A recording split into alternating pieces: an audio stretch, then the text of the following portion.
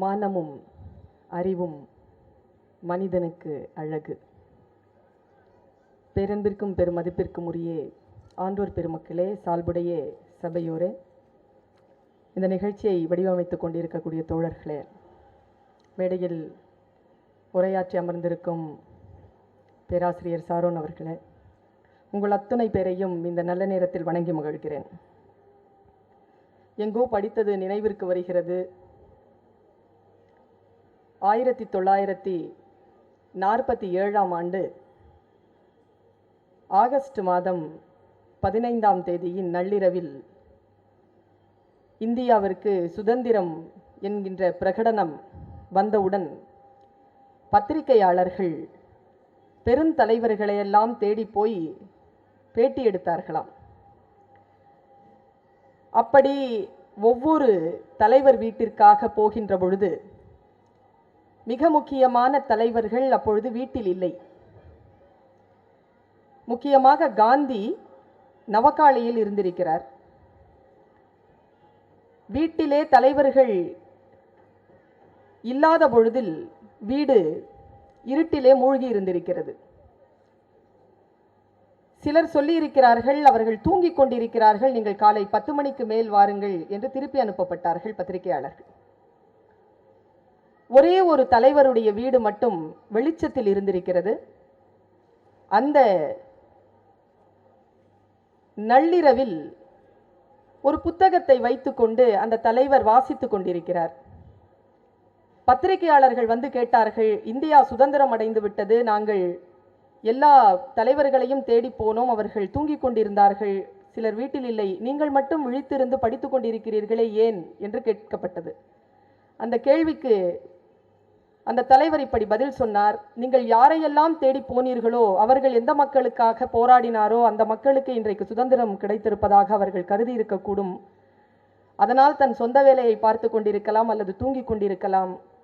நான் எந்த மக்களுக்காக, எந்த மக்களின் விடுதலைக்காக சிந்தித்துக் கொண்டிருக்கின்றனோ, செயலாற்றி கொண்டிருக்கிறேனோ அவர்கள் தூங்கிக் கொண்டிருக்கிறார்கள், அதனால் நான் விழித்து கொண்டும் படித்து கொண்டும் இருக்கிறேன் என்று அந்த தலைவர் சொன்னார். அப்படி சொன்ன தலைவர் வேறு யாரும் இல்லை, அறிவர் அம்பேத்கர். அத்தகைய தலைவர்கள் வாழ்ந்து நமக்கு வழிகாட்டி விட்டு போன இந்த பூமியில் அவர்கள் ஏற்கனவே தீர்க்க தரிசனமாக பார்த்துவிட்டு போன விஷயங்கள் தான் நடந்து கொண்டிருக்கின்றன. இவ்வளவு அநியாயம் நடக்கலாமா, இப்படியெல்லாம் அட்டூழியம் நடக்கலாமா என்று கூக்குரல்கள் அங்கங்கே எழுப்பிக் கொண்டிருக்கக்கூடிய இந்த காலகட்டத்தில் ரொம்ப ஆழ்ந்து சிந்தித்தால் இது எதிர்பாராமல் வருகின்ற விஷயங்கள் இல்லை. ஏற்கனவே யாரெல்லாம் ஆட்சிப்பிடத்தில் அமர்வார்களோ அவர்கள் ஆட்சிப்பிடத்தில் அமர்ந்தால் இத்தகைய சூழல்கள் வரும் என்பதுதான் நிதர்சனமான உண்மை. அது நடந்து கொண்டிருக்கிறது. எங்கிருந்து நாம் தொடங்குவது? எந்த புள்ளியிலிருந்து நாம் அடுத்த கட்டத்திற்கான நம்முடைய விடுதலைக்கான அல்லது இந்த அடிமை தலையிலிருந்து நம்மை நாமே தகர்த்து கொண்டு வெளியில் கிளம்புவதற்கான அந்த சிந்தனையை எந்த புள்ளியிலிருந்து நாம் தொடங்க வேண்டும் என்பதுதான் இன்றைய சிந்தனையாக இருக்கிறது. சாதாரணமாக பெண்களுக்கு எதிரான கொடுமைகள் இன்றைக்கு அதிகமாகிவிட்டதாக தகவல்கள் வந்து கொண்டிருக்கின்றன. ஒரு பேரதிர்ச்சியான உண்மை என்ன என்றால், இந்த உலகத்திலேயே பெண்ணுக்கு எதிரான வன்கொடுமைகள் நிகழ்கின்ற முதல் 5 நாடுகளில் இந்தியாவும் இருக்கிறது. ஆனால் பேரதிர்ச்சி என்ன தெரியுமா? இந்தியாவில் பெண்களுக்கு எதிரான வன்கொடுமைகளுக்கு பதிவு செய்யப்பட்ட வழக்குகள் 10% தான். 100% வன்கொடுமைகளுக்கு 10% தான் பதிவே செய்யப்படுகிறது.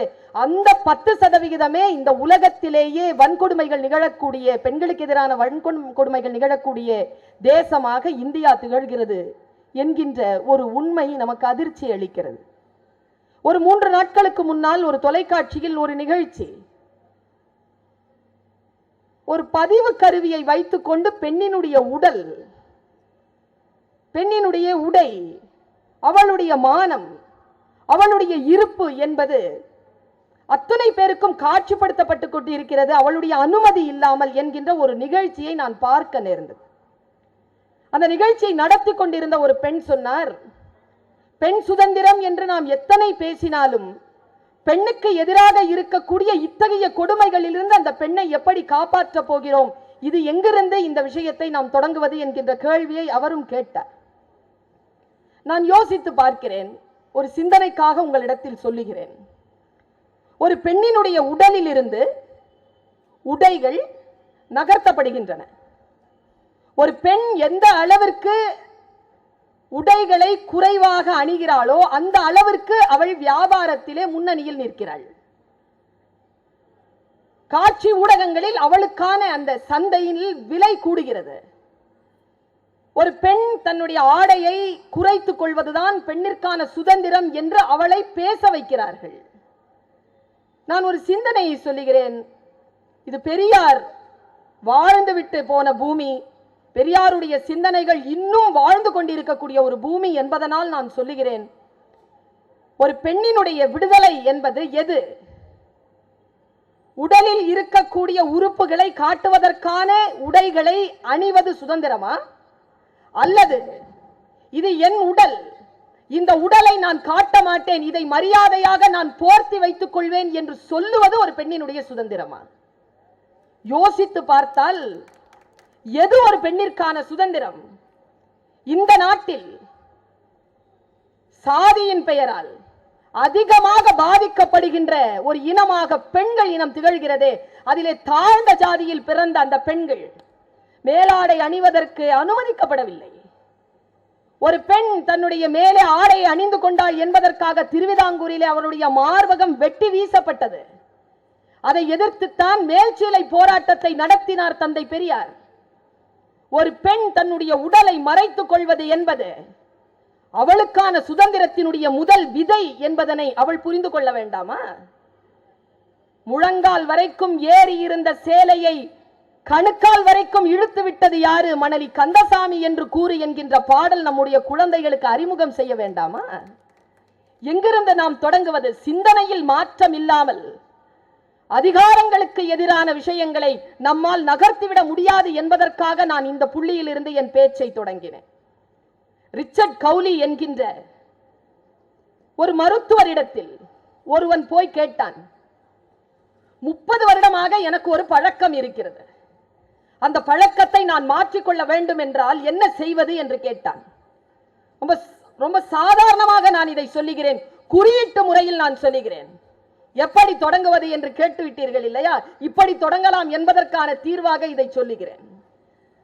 அவரிடத்தில் கேட்டான், எனக்கு விரல் சூப்பும் பழக்கம் இருக்கிறது, நான் கட்டை விரலை வாயிலே வைத்துக் கொண்டு சூப்புகின்ற பழக்கம் எனக்கு உண்டு. எல்லோரும் கேலி செய்கிறார்கள், 30 வயது ஆயிடுச்சு எனக்கு, என்னால் அந்த பழக்கத்தை மாற்ற முடியவில்லை. எத்தனையோ மருத்துவர்களை பார்த்து விட்டேன், என்னால் மாற்றம் செய்து கொள்ள முடியவில்லை. நீங்கள் எனக்கு இதற்கு மாற்று பழக்கத்தை தாருங்கள் என்று அந்த மனிதன் கேட்டான். ரிச்சர்ட் கவுலி சொன்னார், ஒன்றும் இல்லை, இது பெரிய பிரச்சனை இல்லை, உடனே மாறிடும். எப்படி 30 வருஷமா மாறாதது எப்படி மாறும்? 6 வாரத்துல மாறிடும். 6 வாரத்துல மாறிடுச்சிங்க. அப்படி என்ன ட்ரைனிங் அவர் கொடுத்தாருன்னா வேற ஒண்ணும் இல்லை. எப்போத்துல இருந்து சின்ன வயசுல இருந்து 30 வருஷமா ஒரே விரலை வாயில போட்டுட்டு இருப்ப, விரலை மாத்துனா இந்த வாயில போடும்பொழுது கட்டை விரலுக்கு பதிலாக ஆள்காட்டியை விரலை அவன் மாற்றுவதற்கான சிந்தனை வருகின்ற பொழுதெல்லாம் அவனுக்கு வாயிலே விரல் சூப்புகின்ற பழக்கம் முட்டாள்தனமானது என்று தோன்ற தோன்ற அது இல்லாமலே போய்விட்டது என்பது குறிப்பு. எப்பொழுது நாம் விழிப்புணர்வோடு சில விஷயங்களை அவதானிக்கின்றோமோ அப்பொழுது நம்முடைய வாழ்க்கையில் மாற்றம் நிகழும். எந்த புள்ளி அது என்றால் நம்முடைய வாழ்க்கையில் விழிப்புணர்வை கொண்டு வருகின்ற அந்த புள்ளிதான். நான் சமீபத்தில் ஒரு மனிதரை சந்தித்தேன். அவருடைய தந்தையார் பிரபலமானவர், ஒரு கொலை வழக்கிலே கைது செய்யப்பட்டு இப்பொழுது உயிரோடு இல்லை. அவர் சொன்னார், கோட்சேக்கு மட்டும் சில வரட்டும், எங்க அப்பாவுக்கும் நான் செல வச்சிருவேன். இப்படி நிறைய பேர் கிளம்பி இருக்கிறார்கள். நம்முடைய நாட்டில் எத்தனை பிழைகள் நடந்தாலும் நான் ஒன்னு சொல்றேங்க, நம்ம நாட்டுக்கும் வெளிநாட்டுக்கும் இருக்கிற வித்தியாசம் என்ன தெரியுமா? வெளிநாட்டில் அமெரிக்காவில் ஒரு அதிபர் ஒரு பெண்ணோடு பாலியல் ரீதியாக தவறான உறவு வைத்திருந்தார் என்பதை நிரூபிக்கப்பட்டவுடன் அவருடைய பதவி பறிபோனது. அந்த நாட்டில் எல்லோரும் அதை அனுமதித்தார்கள். ஆனா நம்ம நாட்டில் நான் யோசிச்சு பார்க்கிறேன், நம்ம நாட்டுக்கும் அவனுக்கும் என்ன தெரியுமாங்க வித்தியாசம்? அமெரிக்காக்காரன் இப்படி நினைக்கிறாங்க. ரொம்ப ரொம்ப சூட்சமா நம்ம புரிந்து கொள்ள வேண்டிய விஷயம் இது. அமெரிக்காக்காரன் இப்படி நினைக்கிறான், நான் எப்படி வேணாலும் இருப்பேன், என்ன ஆட்சி செய்யறவன் ஒழுக்கமா இருக்கணும். நாம என்ன நினைக்கிறோம்னா, நாம எல்லாம் ஒழுக்கமா இருக்கணும், நமக்கு ஆட்சி செய்யறவன் எப்படி வேணாலும் இருக்கலாம். இது நம்முடைய முட்டாள்தனம் என்கிறேன். நாம் எங்கிருந்து தொடங்குவது? ஒன்னும் இல்லைங்க, கார் ஓட்டிட்டு போறாங்க சிகாகோல இருந்து செயின்ட் லூயிஸ்க்கு. வண்டி ஓட்டிட்டு போறவன் 220க்கு ஓட்டிட்டான். போலீஸ்காரன் அப்பவே லைட் அடிச்சு பிடிச்சிட்டான். பிடிச்ச உடனே கொண்டு வந்து நிறுத்தி, காரை நிறுத்தி, அவன் கிட்ட இருந்து செக்யூரிட்டி நம்பர், லைசன்ஸ் எல்லாத்தையும் கேட்டான். $150 ஸ்பாட் ஃபைன். இந்தியாவில் சேர்ந்தவர் தான் அவரு. ஸ்பாட் ஃபைன் கட்டினாங்க. கட்டி முடிச்சுட்டு வண்டி எடுத்துட்டு போலானா, அவர் பக்கத்தில் உட்கார்ந்து இருந்தார்ல, அந்த ஆள் கிட்ட அந்த போலீஸ்காரன் லைசன்ஸ் கேட்டான். Gentleman, do you have licence? Yes sir அப்படின்ட்டு அவர் எடுத்து காட்டினார். உடனே அவருக்கு $75 ஃபைன். ஏன்னா உனக்கு வண்டி ஓட்ட தெரியும்ல, உன் பக்கத்தில் உட்கார்ந்துருக்கிற ஒருத்தன் தப்பா ஓட்டும் போது நீ வாயை பொத்திக்கிட்டு சும்மா இருந்தல, அதுக்காக உனக்கு $75 சொல்ற நாடு அமெரிக்கா. நம்ம நாட்டில் தவறு செய்கின்றவர்கள் தான் பாராட்டு பெறுகிறார்கள் தெரியுமா உங்களுக்கு? மாப்பிள்ள அங்க போலீஸ்காரர் நிக்கிறாரு, அந்த பக்கமா போயிடாதேன்னு இங்கேயே லைட் அடிச்சுட்டு போறான். ஏன்னா போலீஸ்காரன் நிற்கக்கூடிய சூழல்ல அவருடைய தன்மைகள் சரியில்லாத காரணத்தினால் இவர்களுடைய தன்மையும் கெட்டு போய் 2 நிலைகளிலும் குற்றங்கள் நடந்து கொண்டிருக்கக்கூடிய ஒரு நாடாக இந்த நாடு இருக்கிறது. நான் ஒரு சிந்தனைக்காக உங்களுக்கு சொல்லுகிறேன். ஆய்ந்த அவையாக இருக்கிறது, கையளவுதான் இருக்கிறீர்கள், இருந்தாலும் ஆழமாக கேட்கிறீர்கள் என்பதற்காக சொல்லுகிறேன்.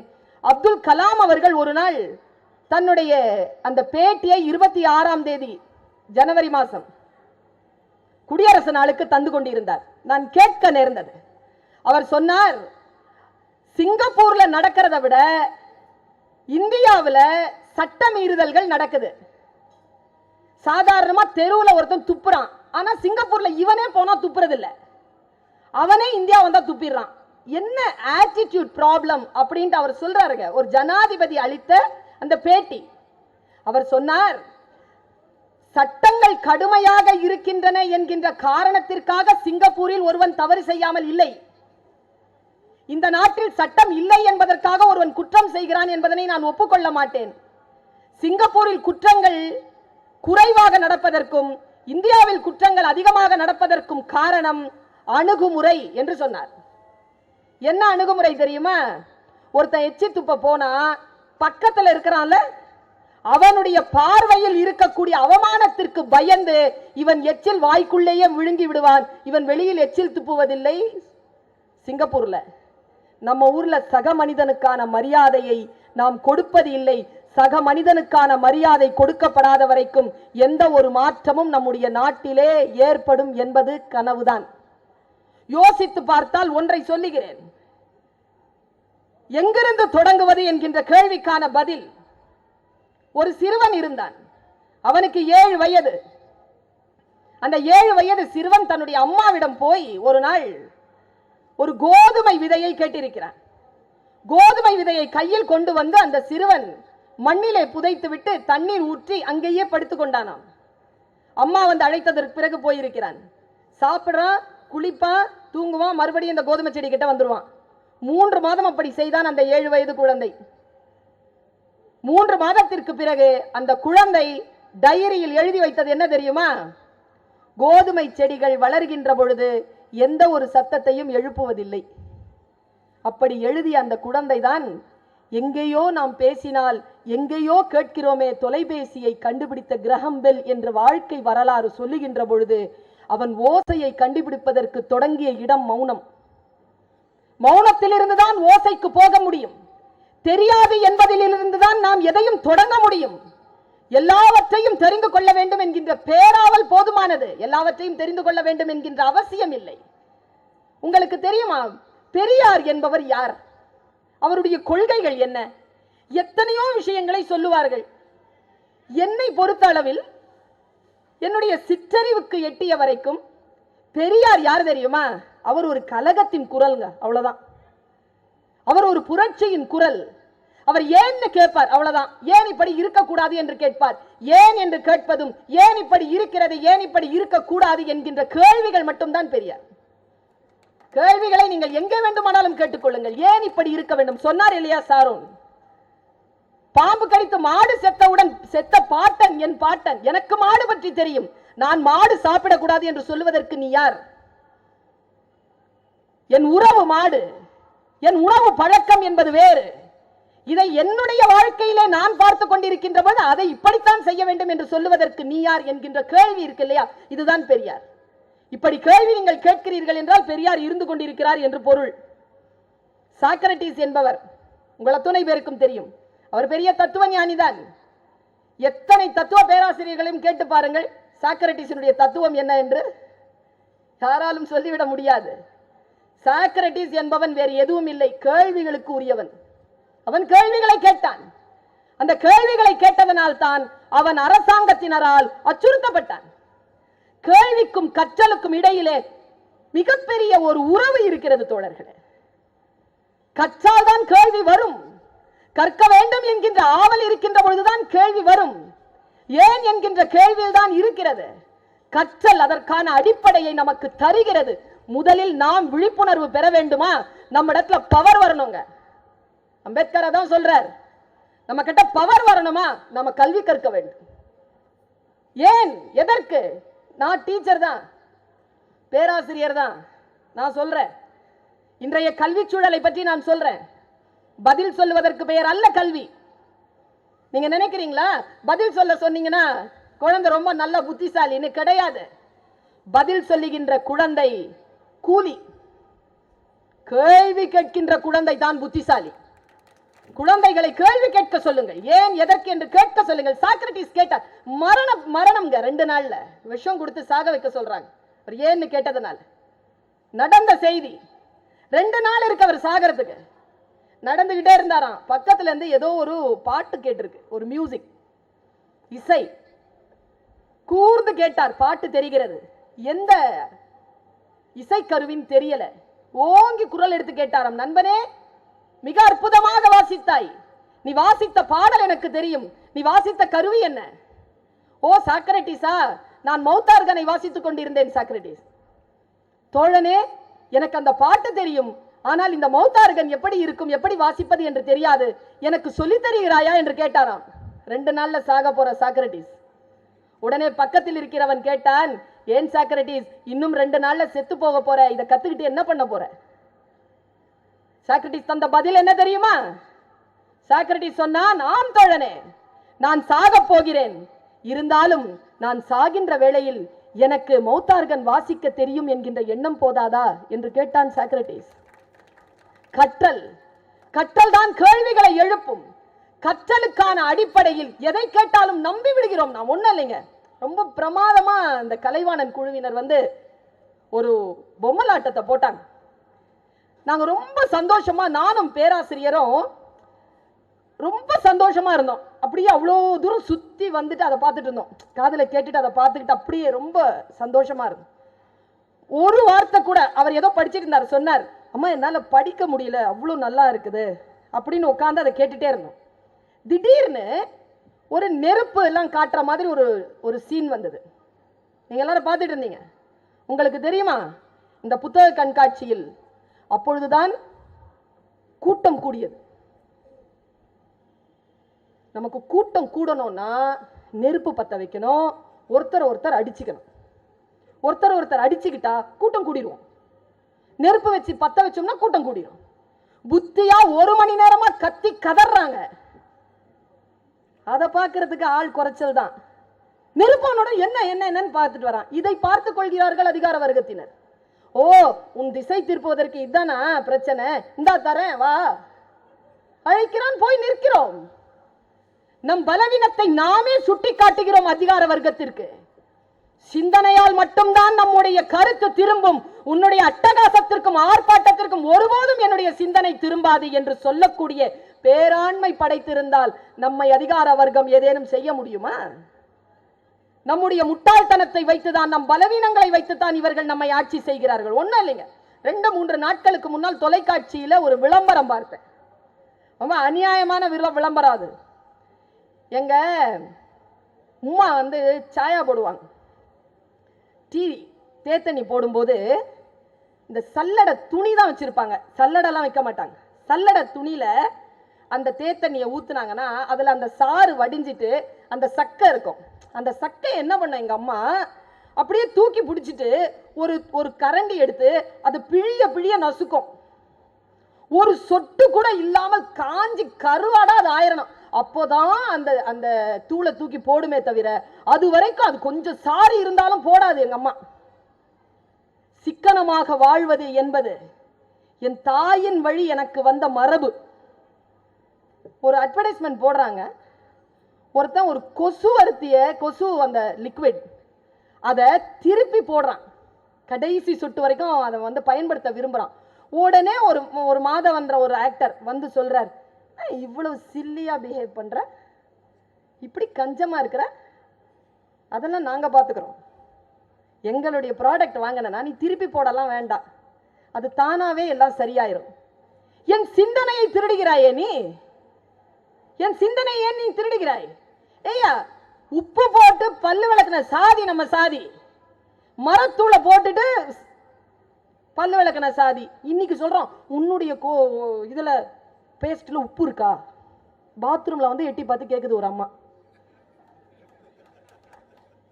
உப்பு தானையா போட்டுட்டு இருந்தோம், உப்பா வச்சுக்கிட்டு தேய்க்கிறீங்க அப்படின்னு சொல்லி உப்பை கலட்டி போட்டுட்டு இப்ப மறுபடியும் அதே உப்பு தானே விற்கிற நீ. ஏன் நாம் இப்படி விற்பனைகளுக்கு அடிமையாகிறோம் என்றால் அவர்கள் நம்முடைய சிந்தனையை களவாடி இருக்கிறார்கள். நம்ம அனுமதி இல்லாமல் யாரும் நம்மை பயன்படுத்தி விட முடியாது என்பதை மட்டும் நாம் தெளிவில் இருக்க வேண்டும். அந்த தொடக்கம் நம்மில் இருந்துதான் இருக்க வேண்டும் என்று நினைக்கிறேன். நான் சொல்றேங்க, இந்த படிச்சவங்கிறாங்கல்ல ஐயா, அதை தொட்டு காட்டிட்டு போனார். என் தாத்தன், என் விவசாயிக்கு தெரிஞ்ச ஒரு விஷயம் இன்னைக்கு எத்தனை பேருக்கு தெரியும்? C++ எல்லாமே தெரிஞ்சுக்கிட்டு சிடியை வந்து காப்பி பண்ண தெரியலீங்க, எல்லாம் பண்ற. இது தெரியலையே உனக்கு? தான் பட்டுக்கோட்டை சொன்னாரு, எழுத படிக்க தெரியாதவன் தான் உழுது உழைச்சி சோறு போடுறான். எழுத படிக்க தெரியாதவன் தான் உழுது உழைச்சி சோறு போடுறான். எல்லாம் படிச்சவன் ஏதேதோ பேசி நல்லா நாட்டை கூறு போடுறான். அவன் சோறு போடுறான், இவன் கூறு போடுறான் பாரு பட்டுக்கோட்டை. நம்முடைய நாட்டில் அது இருக்கிறது. யோசித்து பார்த்தால் கொஞ்சம் நம்முடைய சிந்தனைகளை நாம் வேறு விதமாக செலுத்துவதன் மூலமாக நம்மால் சில விடுதலைகளை பெற முடியும் என்று நான் நினைக்கிறேன். நமக்கு ஓட்டம் தவிர்க்க முடியாதது நண்பர்களே, நாம் ஓடித்தான் ஆக வேண்டும். நிற்கவே முடியாத சூழ்நிலையில் இருக்கிறது இன்றைய உலகம். நான் ஒரு படம் பார்த்து கொண்டிருந்தேன். நம்முடைய பேராசிரியருடைய ஒரு ரெக்கமெண்டேஷன்ல தான், சிபாரிசுல தான் அந்த படம் பார்த்தேன். ஆலிஸ் இன் ஒண்டர்லேண்ட் என்கின்ற ஒரு குழந்தைகளுக்கான படம். நம்ம தமிழ்ல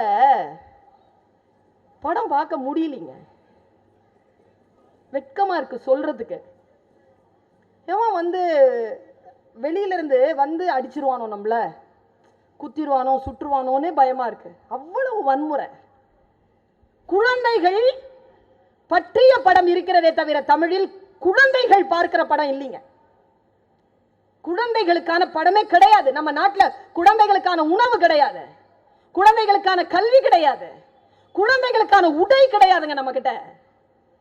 எல்லாம் எல்லாம் எல்லாம் போலித்தனங்களில் பெரியவர்கள் எல்லாம் சிறியவர்கள் போல் நடித்துக் கொண்டிருக்கிறார்கள். சிறியவர்கள் மீது பெரியவர்களுடைய அத்தனை சிந்தனைகளும் கவிழ்க்கப்பட்டுக் கொண்டிருக்கின்றன. ஆலிஸ் இன் ஒண்டர்லேண்ட் ஒரு படம் பார்த்துட்டு இருக்கிறேன். வெள்ளை ராணி சிவப்பு ராணின்னு ஒரு பாலிடிக்ஸ், அது அமெரிக்கா பிரிட்டிஷ் பாலிடிக்ஸ். அது சிவப்பு ராணி வந்து அதுல வில்லி, வெள்ளை ராணி தான் வந்து ஹீரோயின். அது வந்து அவங்க பாலிடிக்ஸ். அதுல ஒரு குழந்தை வந்து அந்த ஹீரோயின் கூட நிக்கிறாங்க. சின்ன காட்சி தான், சிந்தனையை திறப்பதற்கான காட்சி. அந்த குழந்தை கிட்ட திடீர்னு சொல்றான் அந்த வெள்ளி ராணி, ஆலிஸ் ஓடு அப்படின்னா. அந்த குழந்தை ஓடிச்சுங்க, கீழ்ப்படிதல். குழந்தை ஓடிச்சு. ஓடிக்கிட்டே இருக்கிற குழந்தை கேக்குது, அவளும் ஓடுறா கூட. என் சிந்தனையை திறந்த இடம். அவ சொல்றா, எங்கே போகிறோம்? ஓடுன உடனே ஓடிட்டேன், எங்க போறோம்னு சொல்லு. நிற்காத ஆலிஸ், ஓடு அப்படிங்க. ஓடிக்கொண்டுதான் இருக்கிறேன், எங்கே போகிறோம் சொல். அப்போ ராணி சொன்னா பாருங்க பதில், எங்கேயும் போகல கண்ணா. எங்கேயும் போகலையா, ஓடிட்டு இருக்கோம். நாம் நிற்கும் நிலம் பின்னோக்கி நகர்ந்து கொண்டிருக்கிறது. நாம் ஏற்கனவே இருக்க வேண்டிய இடத்தில் இருக்க வேண்டும் என்றாலே ஓடிக்கொண்டிருக்க வேண்டும் என்று சொன்னாள். பெரியாருடைய கருத்துக்கள் இன்றைக்கு வெற்றி பெற வேண்டும் என்றால் நம்முடைய நிலம் பின்னோக்கி நகர்ந்து கொண்டிருக்கிறது. கடுமையாக ஓடினால் ஒழிய நாம் அந்த நிலையில் நின்றுவிட முடியாது என்பதனை மட்டும் நாம் நினைவில் வைத்துக் கொள்ள வேண்டும். கடுமையாக ஓட வேண்டும் நம்முடைய நிலையை தக்க வைத்துக் கொள்வதற்காக. தோட்டியின் மகன் என்ற ஒரு நூல் தகழி சிவசங்கரன் பிள்ளை எழுதியது. சுந்தரராமசாமி அவர்கள் மொழிபெயர்த்திருக்கிறார். நூல்கள் எவ்வளவு பெரிய கரம் தெரியுமா? அது புத்தக கரங்கள் நீட்டப்படுகின்றன. கையில் பிடித்துக் கொள்ள வேண்டும், மூழ்கப்படாமல் நாம் பாதுகாக்கப்படுவோம். புத்தகங்கள் நம்மை காக்கக்கூடிய கரங்கள். இந்த ஒரு நூலை நான் சொல்லுகிறேன். அந்த நூல்ல தோட்டியின் மகன் என்கின்ற அந்த நூல் ஒரு 2 நிமிஷத்துல நான் அந்த 3 நிமிஷத்துல நான் அந்த கதையை சொல்றேன். ஒருத்தன் தன்னுடைய அப்பாவால் மலம் அள்ளுகின்ற தொழிலுக்கு தள்ளப்படுகின்ற ஒரு சிறுவன், 14-15 வயசு. அவங்க அப்பாவை அவனுக்கு கொஞ்சம் கூட பிடிக்காது. ஏன்னா மலை தொட்டியை கையில கொடுத்துட்டார். கையில எடுத்துட்டு ஹோட்டலா போய் மலத்தை எடுக்கணும் வரணும். ஆனா அவனுக்கு மரியாதையும் கிடையாது. உடல் வாட்டுகின்ற உழைப்பு, ஆனால் கொஞ்சம் கூட மரியாதை இல்லை. என்ன பிழைப்பு இது என்று மனதிலே நினைத்து நினைத்து நினைத்து நினைத்து அவன் ஒரு முடிவுக்கு வருகிறான். நான் ஒரு நாள் மிக உயர்ந்த நிலைக்கு வருவேன். எங்கிருந்து தொடங்குறதுன்னு கேட்டிருக்கிறோம்ல, இதுதான் முத்தாய்ப்பான விடை. என் பேச்சிலே முத்தாய்ப்பான விடை இது. அவன் சொல்லுகிறான், என் தகப்பனால் எனக்கு வந்த இந்த வேலை என் மகனுக்கு நான் தரமாட்டேன், பார்ப்போம் என்று சொல்லி உழைக்கிறாங்க. கண்ணாவினான் உழைக்கிறான். உழைச்சி 25 வயசுக்கு வரும்பொழுது நல்ல பணம் சம்பாதிக்கிறான். ஒரு நல்ல பெண்ணா பார்த்து கல்யாணம் பண்றான். அதே சேரியில மாடி வீடு கட்டுறாங்க. யார்கிட்டயும் பேச்சுவார்த்தை நடத்துகிறது இல்ல. குழந்தை, ஒரு ஆண் குழந்தை பிறக்கிறது. அந்த இனமே வைக்காத ஒரு பெயரை தன் குழந்தைக்கு வைக்கிறான். அந்த இனமே போகாத பள்ளிக்கூடத்திற்கு தன் குழந்தையை அனுப்புகிறான். ஒரு மாதத்திற்கு 5 ரூபாய் தரணும், பரவாயில்ல போய் படிக்க வைன்னு சொல்லிட்டு குழந்தையை அனுப்புறாங்க. போய் அந்த குழந்தை படிக்குது. பவுடர் அடிச்சுட்டு ட்ரெஸ் போட்டுட்டு போய் அது படிக்குது. ஆனால் என்ன ஒரு சோகம் என்றால், அவன் அந்த குழந்தையை கையில் தூக்கியதே கிடையாது. ஏனென்றால் தன்னுடைய உடலில் இருக்கக்கூடிய மலத்தின் நாற்றம் அந்த குழந்தைக்கு தெரிந்துவிடக் கூடாது என்பதற்காக தன்னுடைய குழந்தையை தொடாமல் வளர்க்கிறான். அவன் தூங்குனதுக்கு அப்புறமா தான் வீட்டுக்கு வருவான், முழிக்கிறதுக்குள்ள வேலைக்கு போயிடுவான். இப்படி பார்த்து பார்த்து வளர்க்கிறான் அந்த குழந்தையை. வயது ஆகிறது குழந்தைக்கு, 7 வயது. இவனுக்கு மாற்றல் ஆகிறது வேறு ஒரு இடத்திற்கு. மல கிடங்கிற்கு அவன் சூப்பர்வைசரா போறான். அதற்கு பிறகு அங்கிருந்து மச்சு வீடு கட்டுறான். அங்கிருந்து வெட்டியான் வேலைக்கு போறான். கதை முடியுதுங்க. அந்த வெட்டியான் வேலைக்கு போகின்ற அந்த நேரத்தில் அந்த இடத்திற்கு ஒரு நோய் வருது. எல்லாரும் செத்து விழுறாங்க. அவன் ரொம்ப கவனமா இருக்கான். தன் குழந்தையை தொட்டுவிடக் கூடாது மட்டுமல்ல, மல தொழிலாளர்களின் எந்த குழந்தைகளோடும் தன் குழந்தை பழகிவிடக் கூடாது என்பதிலும் கவனமாக இருக்கிறான். அப்படி பார்த்து பார்த்து வளர்க்கிறான். திடீர்னு அந்த மேட்டில் நின்றுட்டு இருக்கான். அவனுக்கு செய்தி வருகிறது, அவன் மனைவி இறந்து விட்டாள். அந்த நோயில மனைவியினுடைய பிணம் வருகிறது. பிணத்தை எரித்து விட்டு இருக்கிறான். 3 நாளில் அவனுக்கும் அந்த நோய் பாதிப்பு ஏற்பட்டு அவனும் அங்கேயே விழுந்து இறக்கிறான் என்று கதை முடிகிறது. ஆனால் கதை முடிக்கின்ற பொழுது கடைசியாக ஒரு பத்தியில் அந்த கதைக்கான உயிரை தகழி எடுத்து வைத்தார். அவர் இப்படி முடித்தார் அந்த கதையை. அவன் இறந்து விட்டான். அவன் வீட்டில் அவன் மனைவியும் இறந்து விட்டாள். அவனுடைய மச்சு வீடு அங்கேயே இருக்கிறது. அவன் யாரோடெல்லாம் பழகிவிடக் கூடாது என்று அச்சப்பட்டானோ, அந்த அனாதை மலமள்ளும் குழந்தைகளின் தொழிலாளர்களோடு சேர்ந்து மோகனும் விளையாடி கொண்டிருந்தான் பசியோடு என்று அதை முடித்தான். இதை படித்த எனக்கு ஒரே ஒரு செய்திதான் தெரிகிறது. என்ன செய்தி தெரியுமா? எந்த ஒரு மனிதனும் தான் சார்ந்திருக்கும் சமூகம் தாழ்ந்திருக்கின்ற பொழுது அந்த சமூகத்தை புறம் தள்ளிவிட்டு தான் மட்டும் முன்னேறி விடலாம் என்று நினைக்கிறானோ, அவன் மட்டும் முன்னேறினாலும் அந்த சமூகம் வீழ்கின்ற பொழுது அவனும் சேர்ந்து வீழ்ந்து போவான் என்பதனை இந்த கதை எனக்கு சொல்லுகிறது. தனி மனித வளர்ச்சியை தள்ளி வைத்துவிட்டு நாம் சார்ந்திருக்கக்கூடிய சமூகத்தின் வளர்ச்சியோடு சேர்ந்து நாம் முன்னேற வேண்டும் என்கின்ற விதை நம்மிலிருந்துதான் தொடங்க வேண்டும். இதை நம் விழிப்பிலிருந்துதான் தொடங்க வேண்டும். இயற்கையின் விதிகளுக்கு கீழ்ப்படியாமல் இருப்பதுதான் சுதந்திரம், வளர்ச்சி என்பதனை நாம் முடிவு செய்ய வேண்டும். இந்த உலகத்திலேயே திருந்த வேண்டியவர் 2 பேர் தான். அவங்க 2 பேரும் வேற யாரும் கிடையாது. மாற்றம் 2 பேரிடத்தில் இருந்துதான் வரும். கலீல் கிப்ரான் கேட்டான், என்ன தோழனே, பட்டப்பகலில் எதை தேடிக்கொண்டிருக்கிறாய்? நான் மனிதனை தேடுகிறேன். கலீல் கிப்ரான் அவனை பார்த்த 2 கேள்வி கேட்டார். பட்டப்பகலில் விளக்கை வைத்துக்கொண்டு பஜாரிலே எதையோ தேடுகிறேன் என்கிறாயே, கேட்டால் மனிதன் என்கிறாயே, 2 கேள்விகள் உன்னிடத்தில், எங்கே தொலைத்தாய்? அப்படி என்றால் நீ யார் என்று கேட்டான். இந்த உலகத்தில் திருந்த வேண்டியவர் 2 தான், 2 பேர்தான்.